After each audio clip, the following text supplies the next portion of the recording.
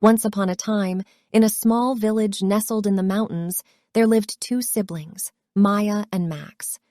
Maya was a kind and curious girl, while Max was a mischievous and adventurous boy. One day, while playing in their backyard, they stumbled upon a dusty old rug hidden in a corner. But this was no ordinary rug, for it was a magic carpet that could fly. Without thinking twice, Maya and Max hopped onto the carpet, and with a whooshing sound, it lifted off the ground and soared into the sky. The siblings were amazed as the world below them became smaller and smaller. They felt the wind rush through their hair, and their stomachs churned as they swerved and dipped through the clouds.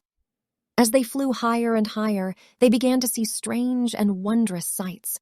They passed over vast deserts, lush rainforests, and sparkling oceans.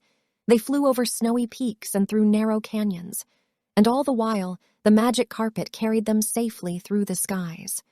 "Wow, this is amazing!" exclaimed Maya as they soared above the clouds. "I know, right? This is the best thing ever," replied Max, his eyes wide with excitement. As they flew on, they spotted a group of children on the ground below, singing and dancing around a campfire. "Hey, look over there!" shouted Maya, pointing down below. Max quickly maneuvered the magic carpet down towards the group of children, and soon they were hovering just above the ground, watching the children dance and sing. The children stopped their singing and turned to look up at Maya and Max. They were dressed in colorful clothes and had a cheerful smile on their faces. "Hello," said Maya, waving to the children. The children smiled back and waved, beckoning Maya and Max to come down and join them. Maya and Max looked at each other, unsure of what to do. "Should we go down?" asked Maya, a hint of uncertainty in her voice. "Of course we should," replied Max, his eyes shining with excitement. "What could possibly go wrong?" Maya hesitated for a moment, but then she nodded her head, and Max expertly maneuvered the magic carpet down towards the ground. As soon as they landed, the children rushed towards them, laughing and smiling. "Welcome, welcome," said one of the children, a young girl with a bright red dress. "Thank you," replied Maya, feeling a bit shy. "What brings you here?" asked another child, a boy with a playful grin. "We were flying on our magic carpet, and we saw you all dancing and singing. It looked like so much fun. We had to come down and join you," said Max, grinning from ear to ear. The children looked at each other, then at Maya and Max, and then they all burst out laughing. "Magic carpet, you say?" said the boy, still chuckling. "Yes, it's a magic carpet. It can fly," said Maya, feeling a bit defensive. The children looked at each other again, and then the girl in the red dress spoke up. "Well, we may not have a magic carpet, but we do have music and dance. Would you like to join us?" Maya and Max looked at each other, feeling a bit uncertain. They had never danced before, and they weren't sure if they would be any good at it. But then Max spoke up. "Sure, why not? Let's give it a try." The children led Maya and Max to the campfire, where they began to dance and sing.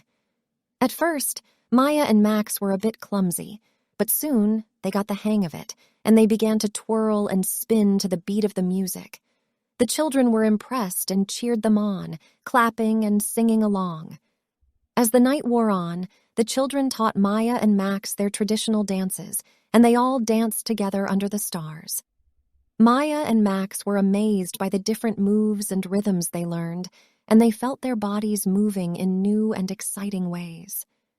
After the dance, the children invited Maya and Max to join them for a meal. They sat down around the fire, and the children brought out a big pot of stew and some freshly baked bread. Maya and Max had never tasted anything so delicious, and they ate until they were full. As they ate, the children shared stories about their families, their village, and their customs. Maya and Max listened attentively, fascinated by the different ways of life that existed in the world. They asked questions and shared stories of their own, and soon they felt like they had made new friends. As the night grew darker, Maya and Max knew it was time to go. They thanked the children for their hospitality and climbed back onto the magic carpet. As they soared back up into the sky, Maya and Max looked at each other, smiling from ear to ear. "That was amazing," said Maya. Yeah, it was, replied Max. I can't believe we just had dinner with a bunch of strangers in the middle of nowhere. They weren't strangers, said Maya. They were our friends. Max smiled. Yeah, you're right. They were. As they flew on, they saw more and more amazing sights. They flew over ancient cities and modern metropolises, over dense jungles and barren deserts. They saw people of all different colors, shapes, and sizes, living their lives in their own unique ways. And through it all, Maya and Max felt their horizons expanding. They were learning about the world in a way that no book or teacher could ever teach them. They were experiencing it firsthand, through the magic of the carpet. As they landed back in their backyard, Maya and Max knew that they had just had the adventure of a lifetime. They knew that they would never forget the magic carpet ride or the friends they had made along the way. And from that night on, Maya and Max visited the magic carpet every night before they went to bed. Each time, they flew to new and exciting places, met new friends, and learned about different cultures and customs. And even though they knew that they couldn't stay on the magic carpet forever, Maya and Max felt that they had become a little bit wiser, a little bit braver, and a little bit more curious about the world around them. They knew that no matter where life took them, they would always cherish the memories of their magical adventures in the sky and the friends they had made along the way. The end.